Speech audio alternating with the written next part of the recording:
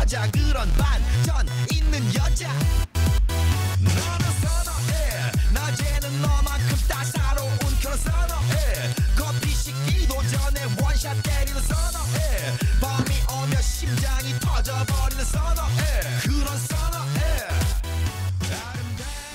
Good evening, and thank you for joining me here at No Frequency at River West Radio every Monday from 6 p.m. to 6 and some change before 7.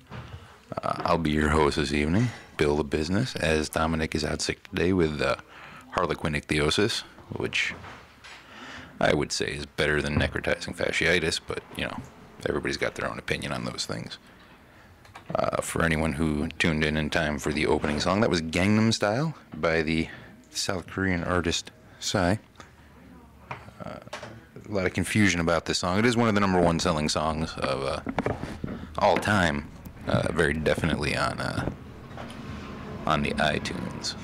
It's a song about the crushing defeatism of the Korean Peninsula and all the troubles that they suffer at the hands of tyranny, dictatorship. Or it might just be about being really fancy and dancing like a fool. I'm not 100%. My Korean is a little less fluent than I would like. But that's okay. We don't have to speak Korean to love Korean, if you know what I'm saying. So, let's get right into this first off. We'll read our disclaimer here, get that done and out of the way, and then we'll get into immediately trouncing all over the rules set forth by it. Welcome to No Frequency. My name is Bill Bulk, and I'm the current producer of this show. The things you will hear over the next hour represent the views of No Frequency and the people making them. All opinions and quotations in no way represent River West Radio and are the sole responsibility of the producer, guests, and callers. River West Radio is not liable for any legal issues arising from the content of this program. So, get it right out of the way right away here. Gonna toss some shout-outs into the ether. Prescott, Arizona, where there's a child. Hello, child. How are you? The whole staff at Zoomies. All the girls over at the Comet. Not Comet at all. Fuel Cafe, where they make the delicious Kevorkian Crush. They got a sign in the window that says Killer Coffee. If I'm going to die, it's going to be this coffee that does it. I'd like to give the proper shout out to Dominic Wanzer. Dom, feel better, man. James, how's it going? Larry, Lawrence, what up, dog? Core, one of our most devoted listeners. Claude, if you're listening. Amanda, if you're listening. Brian, if you're listening. That's pretty much it. I'd like to once again thank Zav and Nick for setting this all up, that we might have our own show. And all the people who designed my Kia Soul. I love that little car, and I hope to have it forever.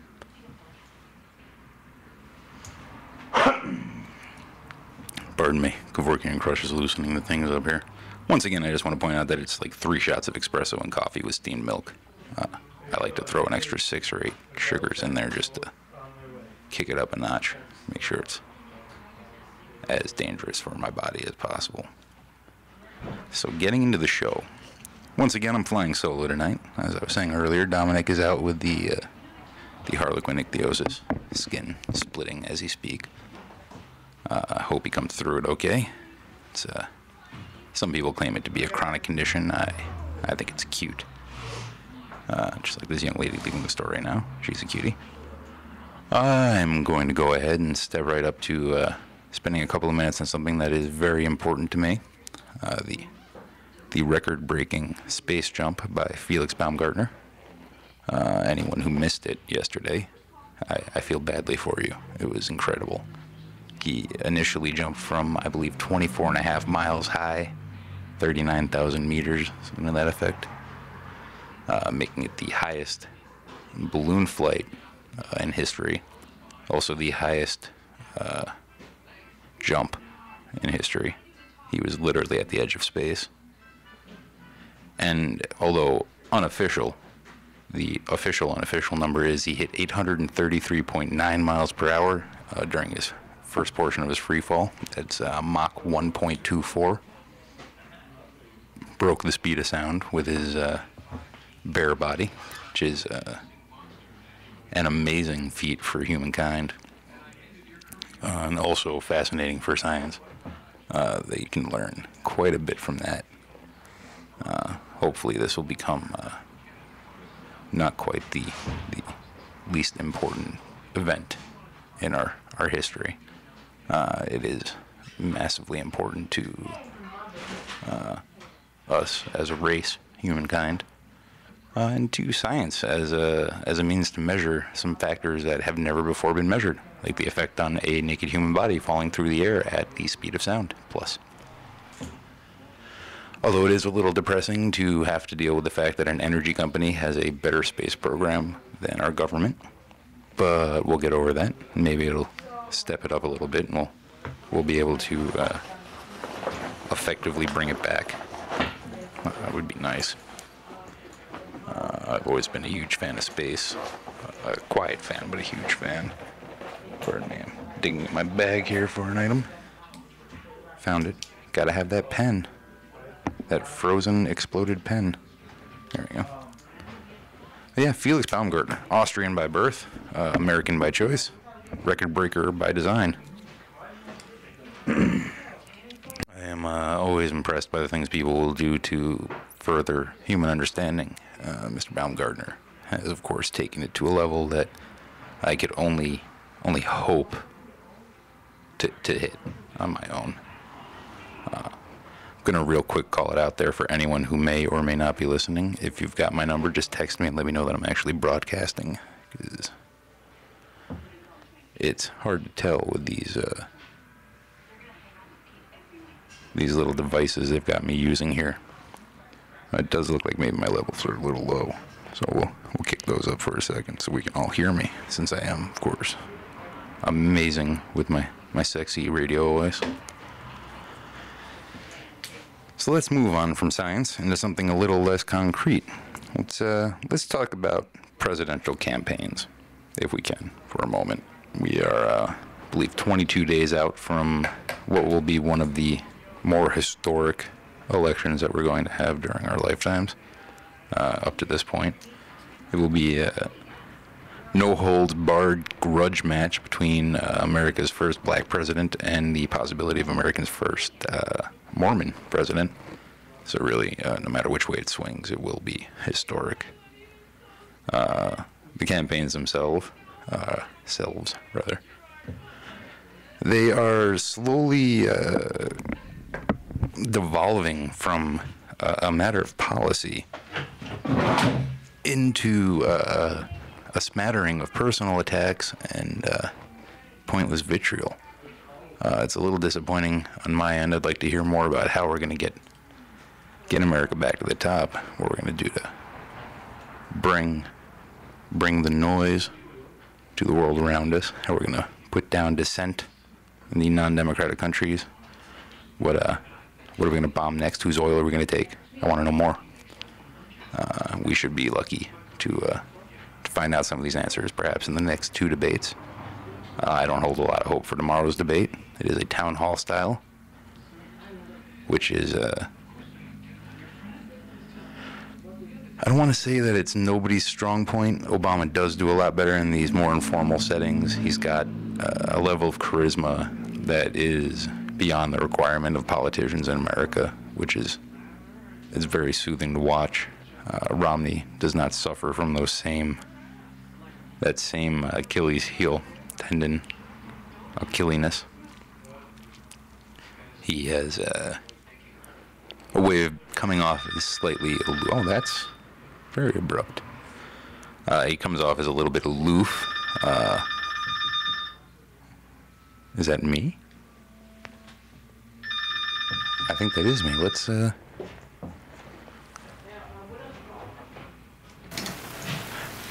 Hello, thank you for calling No Frequency. How can I help you? Oh, okay then. That was me. But, apparently it dropped. So many buttons to press. I wish I could explain. But yeah, so the debate tomorrow should be interesting. If nothing else, it'll be fun to watch to see how the candidates deal with Candy Crowley, the moderator, who has somehow, through her personality, her force of will, created the first bipartisan agreement in the last 4 years, and that both campaigns agree that she sucks and should not be the moderator. She's come out as saying that she's going to be questioning pretty fiercely the candidates, following up with the questions presented by the undecided voters Gallup chose for the crowd, which was not, I guess, in the contract. I was just reading about this earlier. Contractually, she is just there to moderate, to make sure that the topics don't get too far from, that political talking points aren't overdrawn during the debate. It's supposed to be a more comfortable setting. The way she's talking is it's going to be more adversarial, which is disappointing, in that this should be a little more laid back. 4 years ago, Tom Brokaw ran into this trouble with the McCain-Obama debate in the way that he put the questions asked by the crowd basically under a microscope and pulled out parts that he wanted answered, which doesn't necessarily serve the public or the candidates.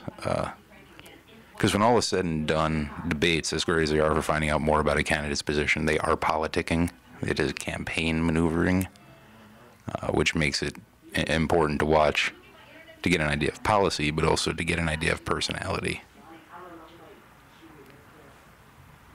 So it'll be interesting to see how they handle Ms. Crowley and her decision to be a little more hands-on than necessary. That's if they don't get her under control before then. As a commentator for CNN, she has a tendency to overspeak, so it might be could be a career ender for her. It's hard to say. Oh wow, someone's screaming about Cinnabon over my shoulder. I love Cinnabon. So does Candy Crowley, as evidenced by her on-air antics. But since we were speaking of debates, let's take a moment and talk about last week's vice presidential debate. Viewership was down over 4 years ago, which is unfortunate. But for those of us who viewed and watched, it was one of the strangest displays of vice presidential policy I've ever seen. I believe to any other question asked, Joe Biden's response was to laugh. So apparently the joke's on the American people. And Paul Ryan was beyond even my ability to stay calm with Biden's rudeness and utter disrespect. A little disappointed in the moderator there, whose name has just escaped me, but not terribly important. Some lady who had Obama at her wedding. She did not quite step up to the plate, as far as I'm concerned, with moderating and keeping Joe Biden acting like an adult, or at least acting like a sober adult.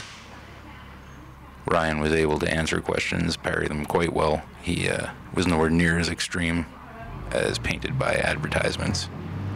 He was definitely a voice of reason against Joe Biden's teeth. I'm a little disappointed in him. While I was watching, he brought up the family who had the car accident. That was incredibly insensitive. His debate prep should have mentioned that Joe Biden lost half of his family in a horrifying auto wreck years ago. And they should have just avoided that, just out of form. I'm not even going to go into the politics of it and what can and can't come out of it. That was beyond the pale, as far as I'm concerned, for a rhetorical device. It was unnecessary. It didn't add to the narrative at all. And really, you could see it pained Biden, which, no matter where you fall on what side of the aisle you're on, there's no need for even oblique personal attacks. However, in rather out of context they could be. That was just a bad shot to be taken. Shot is. So I will definitely mark Ryan down 1 for that, and his campaign crew down 5, because they should have really seen that and recognized it almost immediately. It's not like Biden's history is any secret to anybody. But, you know, here we are. Got to deal with what we got. That's okay. I don't think Going back to the campaigns themselves, though, you might notice when you're driving down the street now, the price of gas, at least in the No Coast here, has dropped precipitously in the last 4 days. I know the prices have cratered almost 35 cents. As I predicted a year and a half ago, in the run-up to the election, I had said originally the price is going to drop, because if you're a Saudi prince or an Iranian prince or some Middle Eastern monarch, who do you want sitting in the White House? The guy who will happily cover for you every time you storm one of his embassies? Or someone who might actually bring the fight to your doorstep? And the easiest way to do that, the quickest way to get to the American people, is to lower their gas prices. That's, bar none, the fastest and easiest way. I would not be surprised if in the next week it didn't drop another 20 or 25 cents. And I will hold to that. I will put my reputation up against that. So, you know, if you're going to fill up, tomorrow's the day to do it. Just to hedge your bets a little bit. Definitely a better price now than there was even 3 months ago. Not quite where we were 4 years ago, but not so far gone that we can't be tempted. Boy, further than that, though, campaigns have gotten to the point now where there's a lot of he said, she said junk, a lot of name calling.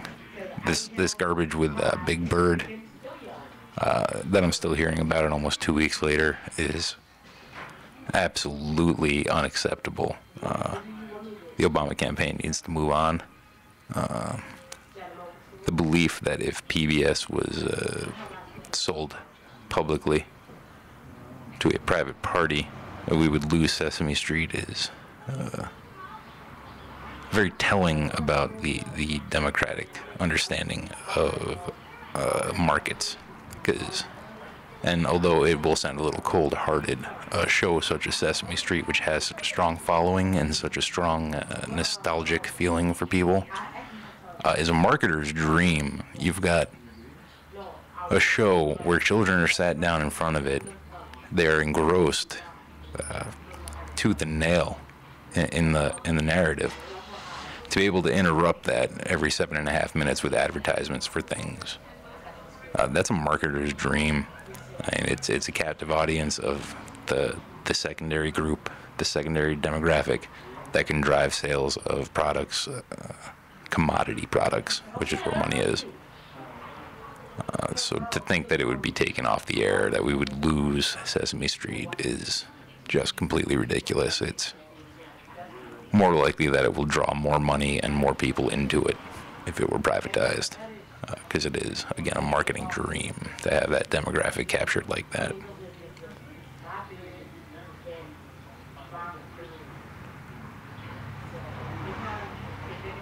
I'm trying to listen to what's happening in the background, but I can't because I'm wearing headphones, so it's just a little foolish.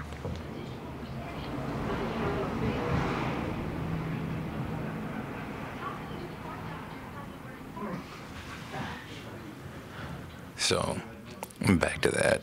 It's time to move on. We need to deal with this garbage in Libya. I would like more answers on that one. It sounds to me like there is not necessarily a cover-up, but a lot of confusion being foisted upon the American people unnecessarily. There are answers to be had. There are memos to be followed. There are statements that have been made. All of those need to be followed up on. It was not a spontaneous attack. It was not a response to this Muslim video. Every day we learn more about it, and it was a coordinated direct attack on the U.S. Embassy on the anniversary of one of the worst attacks in U.S. history on our soil. And it needs to be addressed, and it needs to be addressed swiftly and strongly, which we're not getting, which is disappointing for the campaigns to come out and say that it's being overly politicized is trash. It is a political thing. You can politicize minor infractions. You can't politicize something like the first U.S. ambassador in 30 years being killed, particularly when it's on the 11th anniversary of a terrorist attack. That's not an accident. That was definitive. That was a statement, and it does need to be treated as such. But, enough politicking for the time being. Let's move on to something near and dear to my heart, something near and dear to many people's hearts, roughly 48% of the population, I believe. Education. Let's explore. Let's take a moment and flip some of my papers around so that I can actually see what I'm talking about here. Oh, how convenient. I didn't bring those. That's fun. Well, I'll tell you where my head's at, where my thinking's at here. So the other day I was out for a drive, which I often do. I get in the car and I just go drive 40 miles in one direction, 40 miles back. Just spend an hour or two in the car just to decompress. It's kind of my mini vacation. And as I was driving, I was thinking about things that stand in the way of success, things that stand in the way of progress. And then I was thinking about people I know who are successful, and people who have gone beyond the average and done better for themselves. And I've discovered, in my own thinking, or through my own thinking even, that a lot of the people I knew who were very successful didn't go to school. That might be me.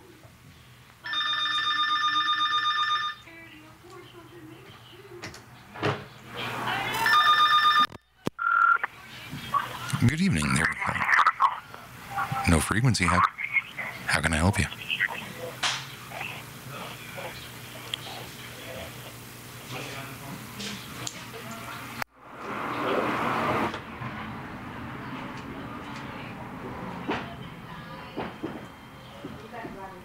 Okay.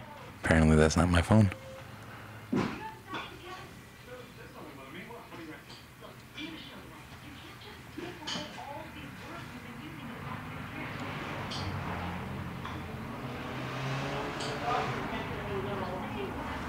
Yeah, I don't know about this phone thing. It's confusing.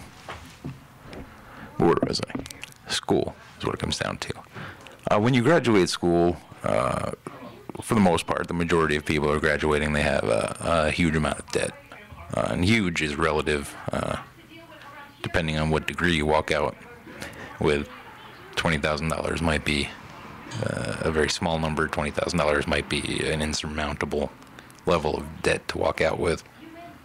And it occurs to me that one simple thing, that debt that you've incurred through school, is a barrier that needs to be overcome on your way to success.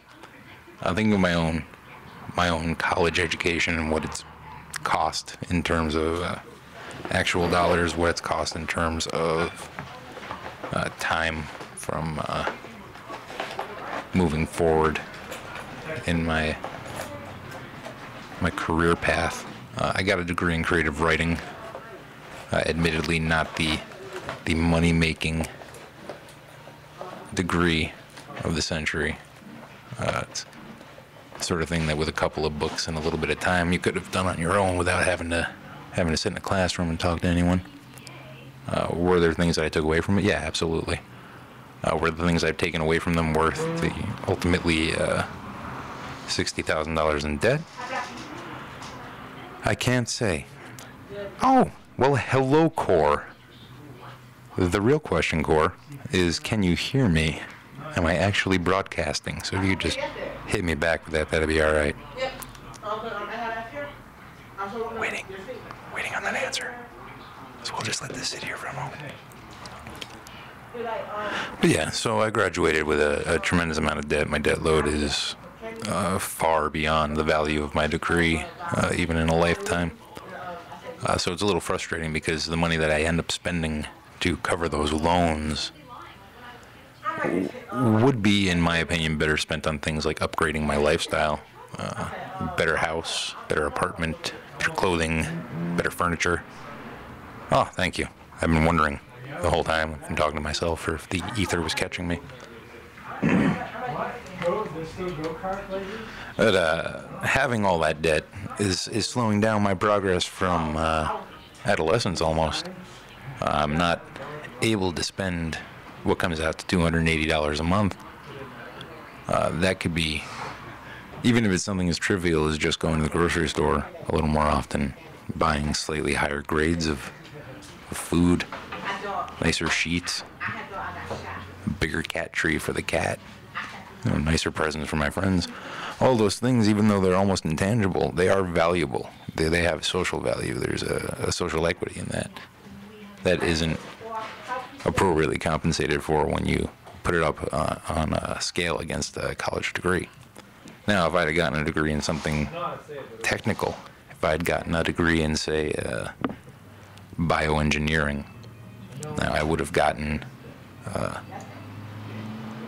lot more debt out of that, most likely. But I also would have gotten a degree that was more applicable and had real-world value in that the jobs that come with it pay at a higher rate, allowing me to pay down that debt sooner. Right now I do run a gas station, which, for better or worse, is an incredibly challenging environment to work in, which I enjoy, since I am a workaholic and it is work. I'm able to feed that addiction, but it will never pay at a rate that is equivalent to a technical degree, a high technical degree, I should say. And of course, there is no degree for that job that actually pans out where I could go and get a petroleum retailer bachelor's and walk into a job at a gas station and make $65,000 a year.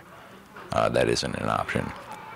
So I guess the story in this tale is that there is a disconnect between the education we require of ourselves and the education required of us by the world writ large. I think I'm a pretty alright writer.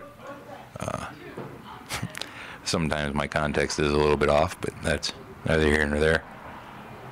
But my abilities as a writer, although they've gotten tighter through schooling, haven't gotten to the point where when I write something I can sell it immediately, which doesn't transfer. It's not a transferable skill where I can walk out and say, well, I'm going to write this book and sell it tomorrow. It's not the same as if I'd gotten a degree in again, we'll just go with bioengineering, where I could wake up and say, okay, I'm going to cure cancer. And then there's a definitive set of goals. There's a checklist you can follow that will lead you towards that end. So it's that ephemeral nature of arts degrees, I think, is really where I'm going with it, where we don't get the dollar back that we put in, which is unfortunate because it is ultimately more rewarding in my estimation. Interesting conversations with people don't usually come up because you're talking about math. Generally, it's because you're talking about things that have, again, social value, ephemeral quality that can only be found in beauty. Not to say that biology isn't beautiful and that there aren't beautiful things to be found in it, and not even to represent that it's not valuable. And again, with me in particular, I'll talk to anybody about anything. I'm infinitely curious, but it is not as robust in existence. You can't sit with a doctorate in astrophysics and discuss at great length all the things that you've learned. Not so much because people aren't smart enough to follow. I don't subscribe to that. But the interest would wane so quickly with the majority of people. There isn't a scaffold on which you can build a wall out of that. at least with arts degrees, social degrees, there is even people who don't read have things that they enjoy that are written. You know, even if it's something as simple as a embroidered quilt, people do enjoy reading. Art is the same way. We don't all see a vase full of flowers as beautiful, but we all recognize the skill of the artist who can make recognizable flowers in a recognizable vase. Theater, same thing. Photography, they all have a universality that isn't intrinsic in the technical degrees. Again, that's not to say that they're not valuable or that one's more valuable than the other, but that the glue that holds a society together is the things that we can come together on, not the things that keep us apart. And art, in all its forms, definitely has that ability. So, to get back to my very first original point, the burden of walking out of school with debt is basically inversely proportional to the value of the degree you walk away with. The more valuable the degree on the street, the less burdensome the debt becomes. And that is unacceptable. And it's almost stunning when you get to looking at some of these programs. And again, I'm going to go back to the creative writing only because it's the experience I've had. When you start looking into the graduate programs, the range of costs to get a graduate level degree to move ahead, it swings from a few $1,000s to basically sky's the limit. There's something disingenuous in that. Saying you have a creative writing degree is bad enough. It doesn't really matter what school you attach it to. You know, if I had a creative writing degree from Harvard, is it really any more valuable than the one I got from UW Milwaukee? I don't think so. Never having gotten a degree from Harvard, I couldn't say. Maybe there's some trick they tell you. Maybe there's those connections you make with the publishing houses. But I don't know that the value is actually returned. Whereas again, with a more technical degree, say computer information, you're walking out. There are definitive differences in those programs where there's so much minutia to be had. You can create a niche for yourself where you're more valuable than the next guy who's got the same degree. It'd be almost as if I had gotten a degree in haiku versus creative writing. If there was a market for haiku, I would probably make a tremendous amount of money writing haikus. As it is, since marketing jobs are kind of scarce, I'm trapped. So there's that.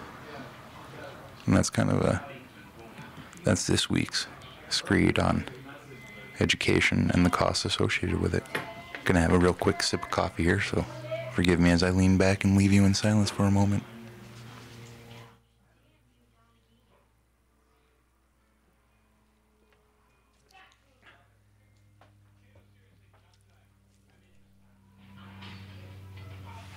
And I'm back. Delicious coffee. So where can we go from here? There's so many things I could talk about. Maybe I'll, oh, you know what I will do? I'll mention this on Wednesday evening, I believe starting at 7:30, at the Cactus Club down in Milwaukee's Hip Bayview area. There is a music and comedy night. So if you have the evening free, head on down to the Cactus Club. Tony Tudor will be performing some stand-up there. Very funny guy. He shops at the station. Great delivery. Good black comedy waiting for you. He turns it blue right away. So he's a lot of fun. What else do we have? Maybe I'll just tell you about my week. I mean, what did we do? Yesterday, I went for a drive. Ended up way out on the boundaries of the city here. Got bored and decided to go see a movie. So I was right by a theater and saw Taken 2. For anyone who saw the first Taken, which is probably one of the best action films of the last decade. Taken 2 takes it to the next level, this time in Israel. I might be lying about that. We'll call it Israel. It's actually a very good movie. Not the same degree of violence as in the first film. In some ways, it was actually a meatier story. There's a lot more undercurrent happening. There was more tales being told, which was kind of nice in that vein. Not as much running around. A lot more detail given to us, which was good. It was a very good movie. I would recommend seeing it. Not sure I'd recommend it in the theater. I lucked out. I paid Sunday prices, so for a whole $20, I got my ticket, a large soda, and a box of Whoppers. So, not a bad deal for a single. And I was one of these crazy comfortable movie theaters they have out here where the seats recline and the arms go down. And I was sitting by myself in the back row, so I had all sorts of space to stretch, so I didn't have to suffer through my chronic back pain that I always go through when I'm at a movie theater. Of course, it was starring Liam Neeson, which is the perfect segue into the other movie I've seen this week, The Grey, which also starred Liam Neeson, who, by the way, in both of these films, we get an opportunity to look at his hands very closely. He has enormous thumbs. They're it's disconcerting how big his thumbs are. They're very, very broad, but probably as long as mine. So to give you an idea, there's my thumb. Now imagine that my thumb was that big, but the same length. That thick, that length. This thick, that length. Huge. So that was news to me. But I also did just find out that he's 6'4", so it kind of makes sense that he would have like enormous thumbs that are like that big, but only that long. So that was weird. The Grey, however, was a stunning movie. Far more intense than I expected. On its surface, it's about, and for those who don't know, I'll explain. It's a group of men flying out of the Alaskan pipeline down to Anchorage to go see their families. You know, they're taking their break, their weekly break. Their plane crashes, and there's only a few survivors. But they crash in the territory of I don't want to say herd, that's not what it is, a pack of wolves. Large gray wolves, Alaskan wolves. And they are one by one hunted down by the wolves and killed. Some very intense moments in that film. And it wasn't even so much that it was man versus the wolves. It was almost in some ways man versus the overarching theme of survival against all odds. And it ends, spoiler alert, so for anyone who's thinking of seeing it, count to 30 and come back. I'll try and sum it up quickly here. Oh, by which I mean turn mute on, count to 30 and come back. So I'll give you a couple seconds. It ends with no definitive ending. Liam Neeson's character is the last man standing, and he discovers that he's in the den, the central den of this herd of wolves. And he tapes a knife to one hand and broken mini liquor bottles to his left. And the last thing you see is him starting forward towards the wolf, and then it cuts to black, and that's the end.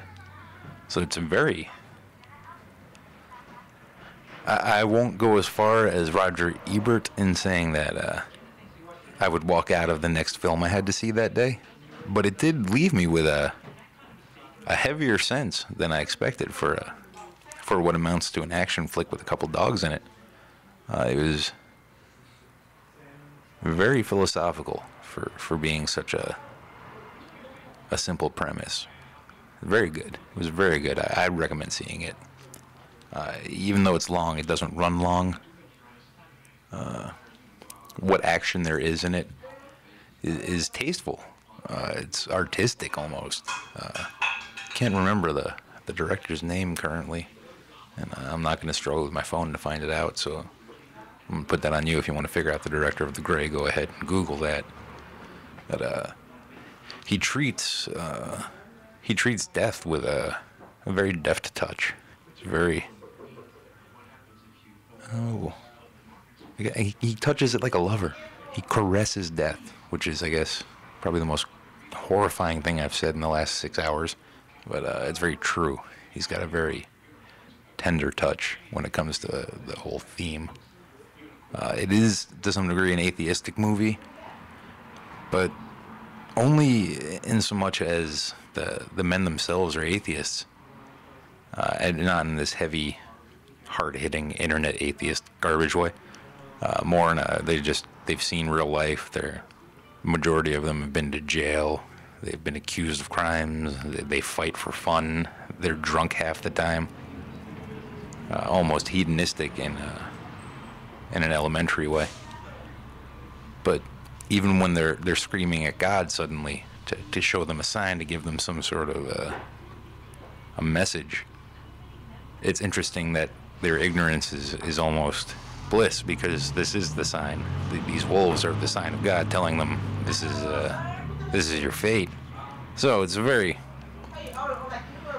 for an action film, there's so much more going on. It's not Commando. It's not Predator. We're not just there to see the excitement and to get all amped up. We get amped up, and then when we're at our peak of excitement, we're given these little nuggets of wisdom, and they're almost asides. It was very good. I think I'm waxing further poetic about it than I intended, but it was really quite the show, quite the showing. And again, Liam Neeson's thumb, huge, big, terrifying. So there is that. What else do we got? We are doing well at work, having a lot of fun there. Everybody's coming together. Really, almost running on empty here. Whoa. Actually, speaking of movies, I actually saw a third movie this week, and I just remembered now. Act of Valor, which was only minorly disappointing in the acting of the valorous men in it. This is the film you might remember from about a year ago. It was written many years ago. It was written, and the guys who wrote it decided that the only people who could act in it would actually be Navy SEALs. So they did cast a platoon or a group of Navy SEALs to do the action, to be the actors. It was incredibly good for what it was. Oh no. Getting a message from the ether. That is not something I can do. I am not on top of the EU right now. I do apologize, Cor. Perhaps next week I will look into that further. I apologize for that. I feel like I've let you down. Now I feel a little empty.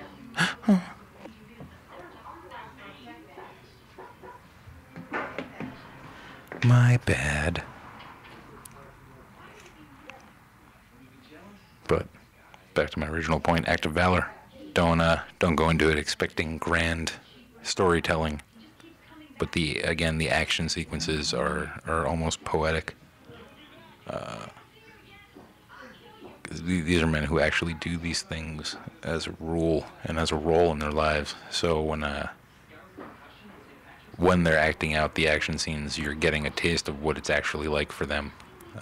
Probably not to the level of firefighting, of course, that a movie would have, but very, very good nonetheless.